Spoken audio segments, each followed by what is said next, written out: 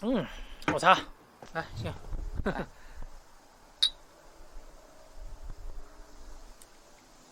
好喝。因为我也是作为省提名的投资移民项目，然后申请到的身份。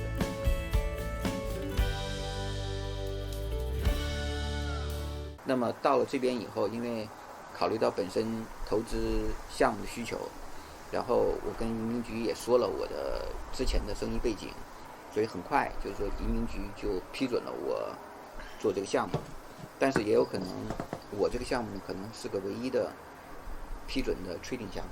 我从轮胎到货到我卖出去第一笔轮胎，这个过程经历了差不多快半年的时间。那个时候基本上每天我会拜访差不多5到10家公司，就跟扫街是一样的。就这条街上所有的跟这个运输行业相关的这些公司，全部敲门进去问。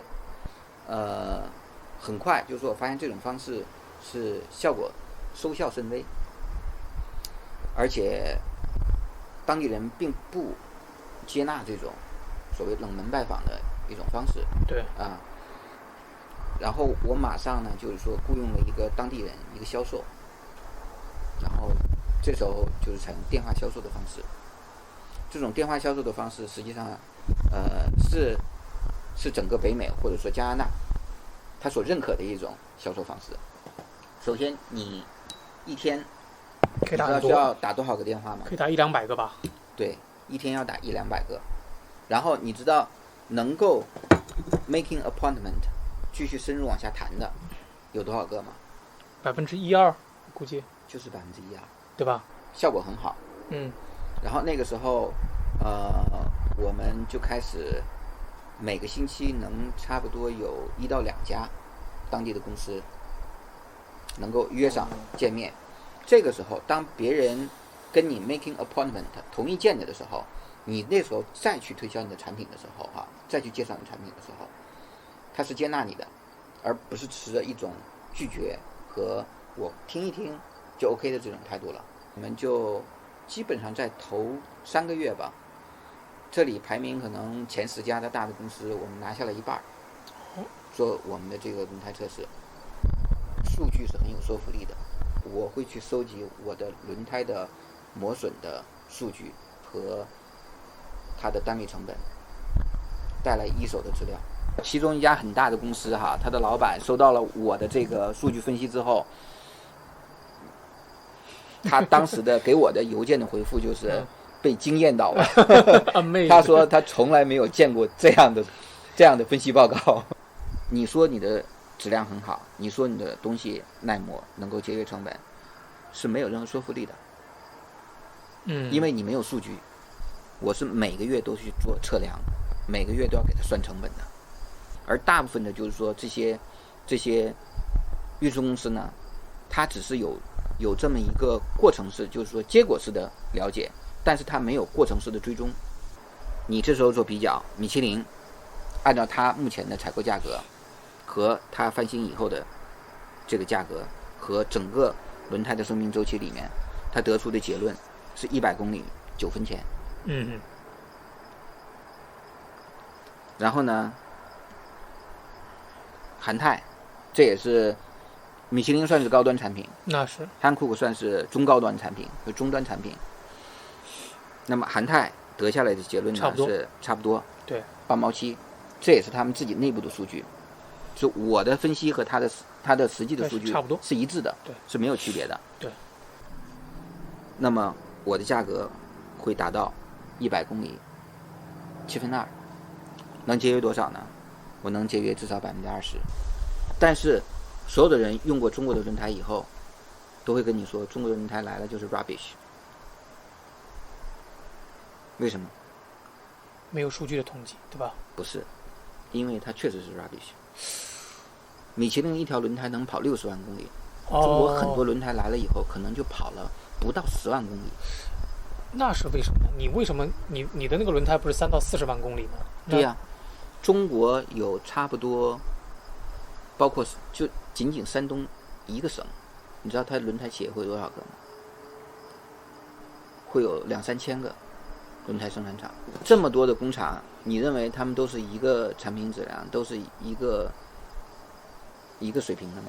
这个供应链的管理是很重要的，对，不是说中国有我就可以进来的。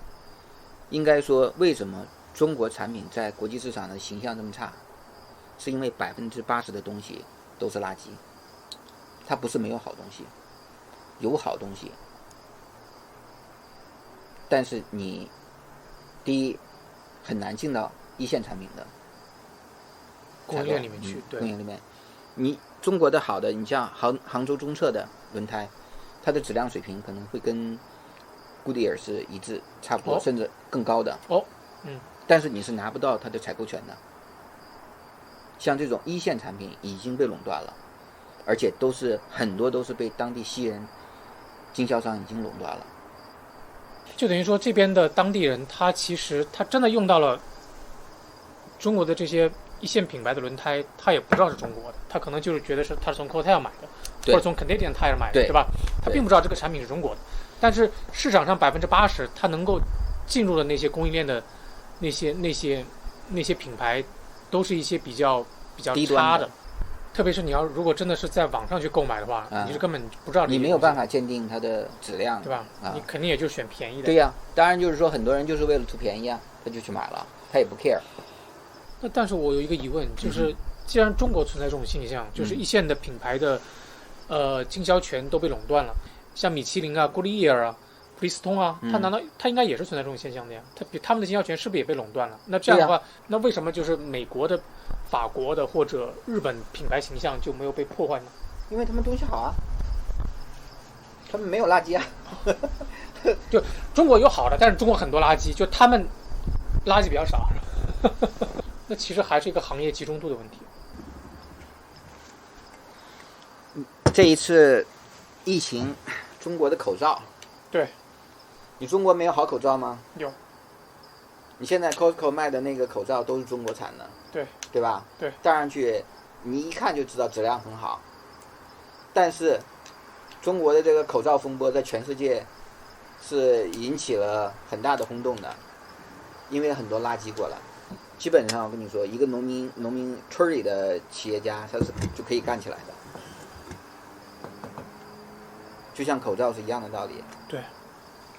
可能我们俩凑一凑，用个10万20万的，搞几台机械设备，搞个厂房，然后贴个标，3M，对，东西就出来了。对，这也是属于一个前人挖坑后人遭殃的过程。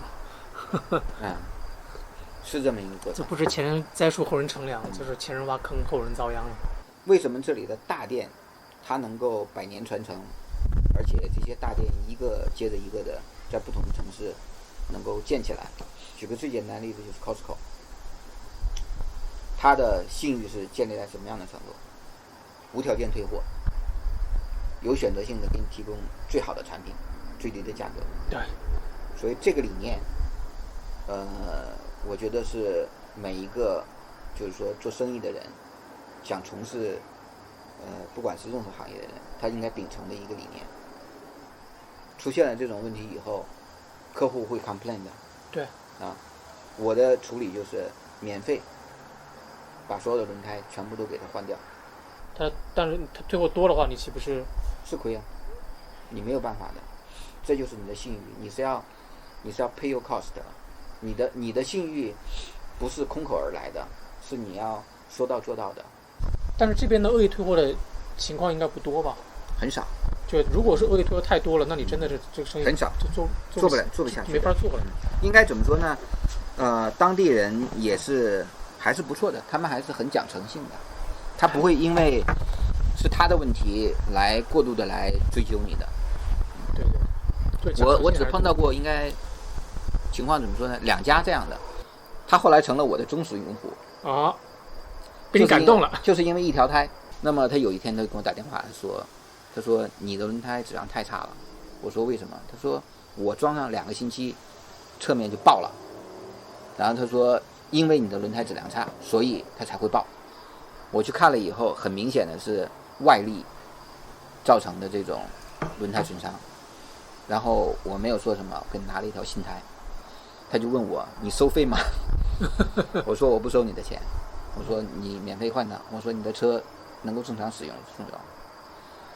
然后再隔了半年，他跟我说你的轮胎质量非常好。然后之后他所有的轮胎全部都是从我这里采购的。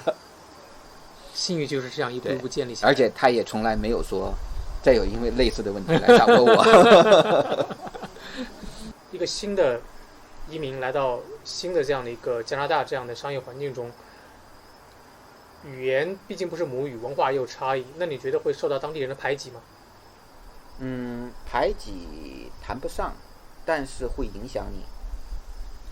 举个例子来说，因为我是加入了2个协会，一个是曼省运输协会，还有一个是曼省的建工协会，就是建筑行业协会。在这2个行业协会里面，我是唯一的亚裔。